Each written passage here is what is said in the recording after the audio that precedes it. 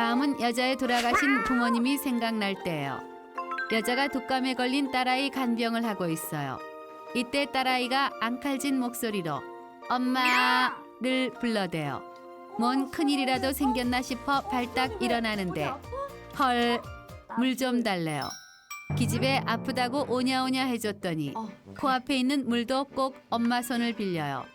여자가 물을 따라줘요.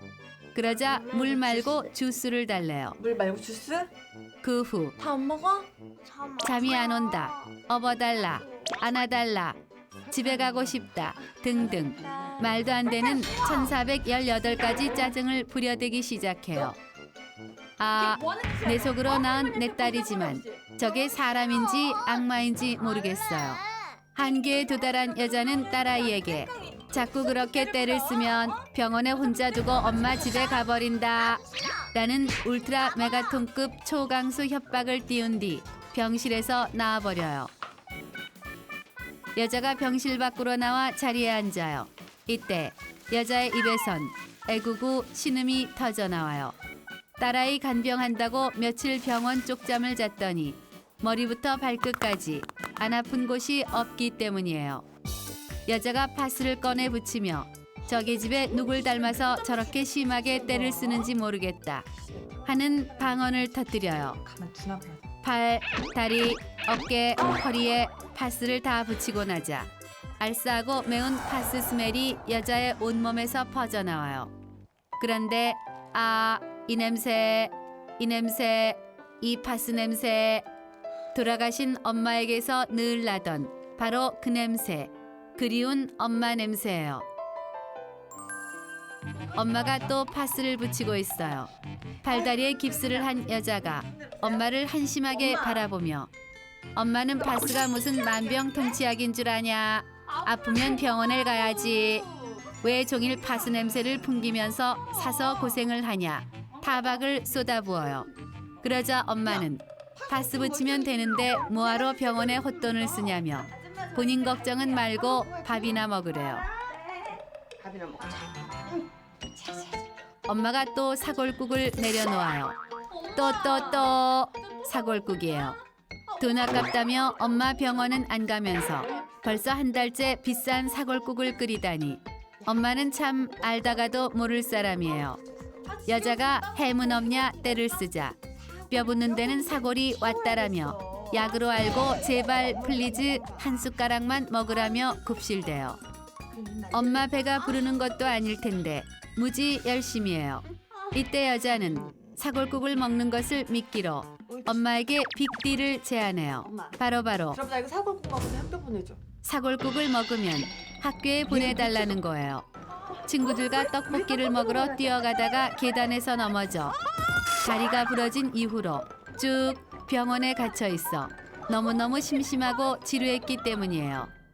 이때 엄마는 병원에서 더 쉬어야 한다고 했다. 학교에 계단도 많고 힘들다. 걱정을 쏟아내요.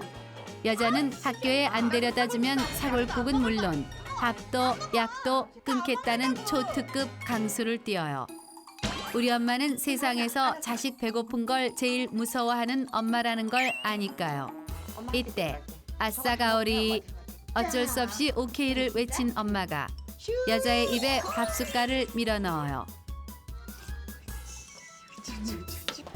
여자가 휠체어에 앉아 학교에 가고 있어요. 오랜만에 학교 가는 길이라 여자는 그저 신이 나요. 이때 여자의 뒤에서 낑낑대는 소리와 함께 휠체어가 멈춰서요. 언덕배기가 너무 높아 엄마의 기운이 딸린 것이에요. 이때 여자는 그니까 내가 목발 짚고 알아서 간다 그러지 않았냐. 왜 오바해서 고생을 시키냐 라는 신경질을 퍼부어요. 그러자 엄마는 안 된다. 의사 선생님이 절대 안정하라고 했다. 엄마가 다 해줄 테니 걱정 말고 가만히 있어 보래요. 여자의 학교 가방과 도시락통까지 들쳐업은 엄마가 으라차차 기합 소리와 함께 여자를 꼭대기에 올려주어요. 여자는 우리 엄마처럼 작은 몸에서 어떻게 그 큰 힘이 나오나 모르겠다 생각해요. 그런데 헐, 가은이 놀란 이유는 몇 초 후에 공개되어 으라차차 기합 소리와 함께 여자를 꼭대기에 올려주어요. 여자는 우리 엄마처럼 작은 몸에서 어떻게 그 큰 힘이 나오나 모르겠다 생각해요. 그런데 헐, 학교 가는 길의 고난은 여기서 끝이 아니에요. 최대 난코스, 마의 108계단이 남았기 때문이에요. 저건 절대 오를 수 없을 것 같아요. 여자가 울 것 같은 표정으로 드높은 계단을 바라봐요. 이때 엄마가 여자 앞에 작은 등판을 들이대더니 어필해요. 여자는 엄마보다 내가 훨씬 큰데 날 어떻게 업냐. 애들이 보는데 쪽팔리다라며 투덜대요.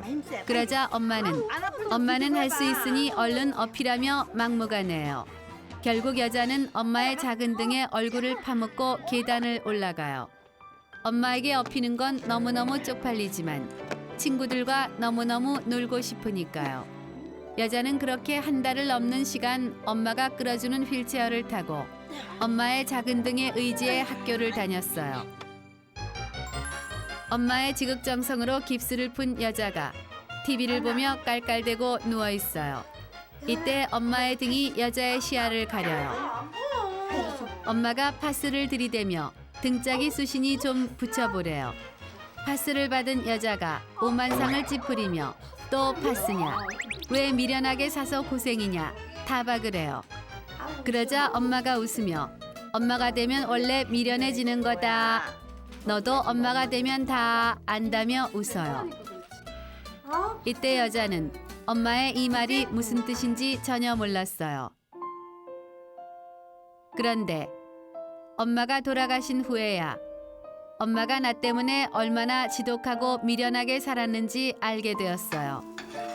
자식들의 모진 말, 모진 행동, 철없는 투정에도 늘 한결같이 내 탓이다 말했던 미련했던 우리 엄마. 온몸에 관절염을 달고 온몸에 파스 냄새를 풍기면서도 딸의 일이라면 자기 몸 아픈 줄도 모르던 미련한 우리 엄마. 누구보다 약한 여자였으면서 딸 앞에서 누구보다 강한 척을 한 미련했던 우리 엄마. 고생하며 한평생 자식을 위해 살아놓고도 효도 한 번 제대로 받지 못한 채 빨리 떠난 참 미련한 우리 엄마.